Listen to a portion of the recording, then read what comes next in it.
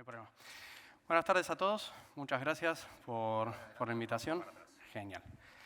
Bueno, un poco de lo que estaba comentando, lo que vamos a tratar de conversar en estos minutitos que tenemos son temas de ciberseguridad que hoy en día todos lo conocemos o escuchamos hablar de temas de las amenazas de ciberseguridad o algunos aspectos a tener en cuenta. Principalmente lo que queremos abarcar es, hoy en día, en el contexto que tenemos de toda la movilidad, la dinámica, son temas que son muy conocidos y que estamos hablando todo el tiempo. Nuestros negocios se están enfrentando a una ampliación de las superficies de ataque que tienen. O sea, estamos exponiendo mucho más al público a un montón de nuestros sistemas, nuestras infraestructuras, que nos pueden generar algún tipo de vulnerabilidad, y eso es lo que nosotros tratamos de identificar y de poder atacar. Muchas de estas actividades también están vinculadas con lo que es la migración a la nube.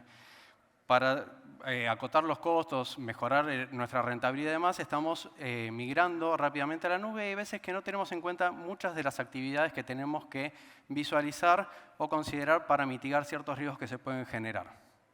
Y entre otras cosas, por ejemplo, con todo el trabajo remoto que se estuvo dando, se ampliaron el uso de las VPNs y dispositivos de conexión remota en nuestros sistemas, que por ahí no los estuvimos monitoreando muy adecuadamente cuando los liberamos.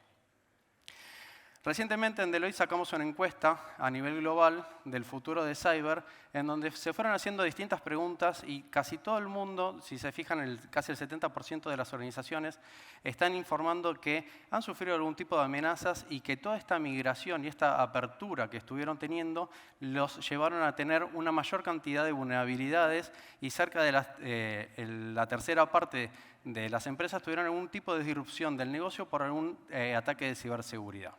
Todo esto no es para asustarlos ni para, digamos, tampoco es algo muy nuevo, creo que para todos ustedes, pero lo que sí se aprendieron en estos meses que estuvo transcurriendo la pandemia y todas estas actividades que se incrementaron, porque los ciberataques se incrementaron en estos últimos meses, son estas lecciones aprendidas. Que hay algunas cuestiones que son básicas, como pueden ser las primeras, que es identificar cuáles son nuestros activos que tenemos que proteger, porque no podemos proteger toda la infraestructura que tenemos. Tenemos que identificar cuáles son los activos críticos y focalizarnos en ello. Adoptar toda la parte de confianza cero o zero trust. Esto es algo que hoy en día es una metodología muy de moda, que básicamente lo que significa, para los que no conocen la terminología, es no confío en nada. Cualquier ingreso a mi sistema lo revalido con distintos tipos de algoritmos y dependiendo el horario, la ubicación, el tipo de dispositivo por el que me conecto, le puedo pedir más o menos tipos de validaciones. Doble factor, que ingrese una contraseña especial. Puedo activar también ciertos logueos o traqueo de la actividad del individuo cuando ingresa, por ejemplo, a las 3 de la mañana a mi sistema financiero. Entonces, esa parte es muy importante y es lo que hoy en día está empujando todo lo que es la parte de ciberseguridad. Siguiendo la resiliencia del negocio, como vimos anteriormente, muchos sufrieron ataques, esos ataques tenemos que poder responder rápidamente y que el negocio pueda estar en línea lo más rápido posible con el menor impacto. Y lo último, y no menos importante, es compartir la información. Este es un punto bastante controversial, si se quiere, y lo que decimos acá es, me atacaron a mí, ok. Lo puedo tomar como una debilidad mía, pero si yo no le aviso al resto de mis colegas del sector, el mismo ataque que me perjudicó a mí le puede perjudicar a toda la industria y con eso vamos a tener pérdidas más grandes. Entonces, el compartir información no me debilita, sino que me posiciona mejor con mis colegas del resto de la industria y podemos buscar soluciones conjuntas mucho más robustas y empezar a repeler ataques en el futuro. Entonces, con este contexto general y esos principios básicos, nosotros en Deloitte, cuando hablamos de gestión de vulnerabilidades, lo vemos como un marco no solamente tecnológico, no es hago un pentest o hago un ataque de intrusión y con eso ya estoy tranquilo. No, tenemos distintos estadios y cada uno va a necesitar, en base al nivel de madurez que tenga, un estadio distinto y hay que identificar dónde está cada uno para saber cuáles son las mejores herramientas que puedo utilizar para invertir más eficientemente mi dinero. En la primera parte, siempre lo más crítico en todo es el monitoreo. El monitoreo es para empezar a identificar cuáles son las puertas que estoy dejando media abiertas o tráfico inusual, algunas actividades raras, porque no solamente tiene que ver con ataques externos, también puede ser el uso de los sistemas internos por nuestros colaboradores. Entonces, el monitoreo nos va a empezar a dar un montón de herramientas para poder identificar dónde centrar mis esfuerzos y lograr un mayor beneficio.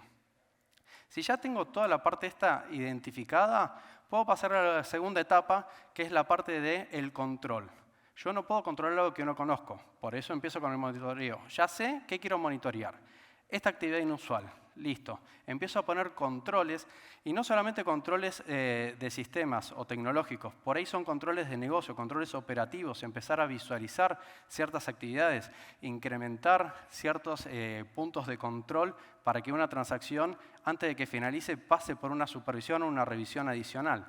Una vez que ya estoy controlando y estoy seguro, puedo pasar a la última etapa, que es el orquestado de la gestión de las vulnerabilidades, donde ya conozco cuáles son mis puntos de dolor o los puntos débiles. Ya sé qué controles estoy haciendo. Bueno, con el monitoreo, con el orquestado, lo que busco es optimizar todo eso y que todo empiece a fluir de una forma mucho más sencilla, y con eso voy a empezar a disminuir mucho de los costos operativos que estoy generando. Y a nivel un poco más metodológico, estas son las 6 etapas que se van haciendo y es una retroalimentación constante. Lo primero, como ya estuvimos diciendo, es me tengo que conocer. No todos tenemos el mismo apetito de riesgo o la misma criticidad sobre ciertas aplicaciones o ciertos servicios. Entonces, si yo conozco cuán dispuesto estoy a exponer un servicio, qué sé yo, un sitio de e-commerce, una plataforma interna logística, lo que sea, una vez que identifico cuál es el apetito de riesgo que voy a tener para exponer esa superficie, ahí recién voy a poder hacer la evaluación de todos los activos que me conforman esa situación. Identifiqué los sistemas, pueden ser sistemas tecnológicos básicos o de las plantas industriales, lo que sea, los identifico. Cuando los identifico, hago todo el mapeo de la superficie. Usuarios, permisos que le estoy dando para el acceso a los sistemas, si se conecta o no se conecta a Internet, cómo se conecta. O sea, mapeo todos los puertos, toda la parte más tecnológica, si se quiere, para entender cuál es la superficie que estoy exponiendo y cuáles son los controles adecuados. Bajo a la parte de el armado de los controles de sistemas y de negocio. Una vez que ya tengo qué es lo que quiero controlar, me empiezo a preparar para una eventualidad. ¿Qué pasa si algo de esto falla? ¿Cómo reacciono? Toda la parte del triage. Y finalizado, ya cuando está en productivo y ya tengo todo funcionando, lo voy monitoreando para ir recabando información para ver si los controles son eficientes, si estoy ejecutando las cosas en forma correcta y si hay algo que pueda mejorar o cambió mi apetito de riesgo porque estoy viendo que me están tratando de vulnerar cierto aspecto que no había visto y no estoy dispuesto a permitir eso. Entonces ahí empiezo con toda la metodología nuevamente. Como se darán cuenta, esto es muy lindo en palabras, pero esto requiere un cambio cultural muy importante. Y es a lo que vamos con ya la parte final de la presentación para liberarlos un poquito antes, que es cuando estamos construyendo aplicaciones o estamos proponiendo nuevos servicios, o sea, estoy contratando un servicio SaaS, o sea, un sitio de e-commerce que me ayude a publicar mis servicios y demás. Si yo pienso en el esquema tradicional, que es la parte de arriba de desarrollo, yo pienso en la productividad, pienso en la eficiencia del código, me centro en tener las librerías, procesar, salgo en vivo. Con metodologías ágiles, este ciclo encima es mucho más rápido, porque voy haciendo salida de prototipos, temas mucho más puntuales, los voy poniendo en productivo y voy mejorando la performance. Si yo sigo esta metodología tradicional y no pienso en la seguridad, cuando detecto el problema, lo detecto al final de todo, cuando ya salí en productivo y la plataforma está disponible para nuestros clientes. Corregir un error de seguridad al final es mucho más costoso que si hacemos la parte de seguridad por diseño. O sea, ya desde el inicio de la idea, pensar en lo que vimos antes. ¿Cuál es mi apetito de riesgo? ¿Qué voy a exponer de esta solución? ¿Cuál va a ser la superficie de ataque? Y ir identificando qué tipo de controles y validaciones tengo que poner. A mí en la facultad me torturaron en la parte de programación con validar un dato antes que ingrese al sistema porque te va a romper todo. Entonces, como que ya quedé traumado con eso y esto me viene como anillo al dedo, pensar en la seguridad desde el inicio. Entonces, identificar, por ejemplo, las bibliotecas que no son propias. Está bien utilizar código de terceros. Si es código abierto y demás, no es ningún tipo de pecado. Pero tengo que saber qué porción del código yo no estoy controlando y voy a depender de terceros. ¿Cuál es mi código propio? Y tener un buen inventario de todo eso. Cuando ya estamos en la parte de compilación, preparación para salir con el producto en vivo, que estamos haciendo las pruebas iniciales, tengo que hacer pruebas puntuales del código para ver si reacciona como nosotros queremos.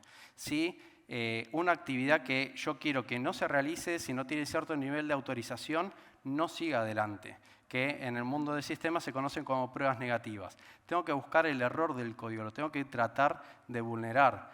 Eso es una prueba estática que puedo hacer sobre una parte. Y dinámica es cuando ya en el conjunto empiezo a hacer que interaccione con los otros sistemas y ver si hay alguna partecita que me quedó sin identificar. En la etapa de compilación y pruebas, si encuentro algún tipo de error, lo puedo solucionar y no es tan costoso como cuando ya salió en vivo.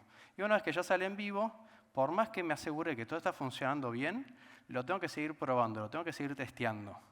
Hace un tiempito alguien estaba hablando de las certificaciones de PCI, de toda la parte de cómo valido que mi código es seguro y demás, que se hacen pruebas de intrusión periódicas.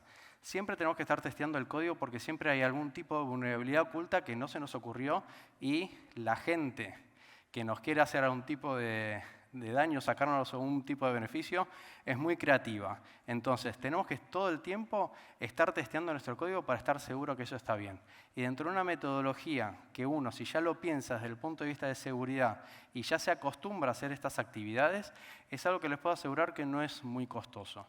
Y finalmente, la parte de las pruebas, o sea, más allá del monitoreo, las pruebas de los escenarios de prueba de desastres. O sea, tengo que probar qué pasa si me vulneran la aplicación, cómo lo remedio, qué actividades desarrollo. O sea, toda la parte de cambio cultural para nosotros que trabajamos en la parte de ciberseguridad es muy importante. Porque no solamente el tema está en los ataques que puedo recibir desde el exterior, sino en cómo utilizo mis propios sistemas y sin querer puedo provocarme un error a mí mismo.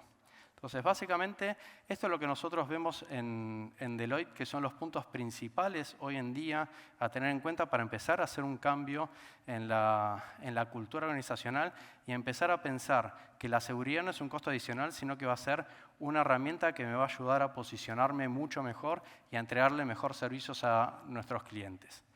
Básicamente, esto era lo que les quería comentar. Anteriormente, voy a volver por si quieren.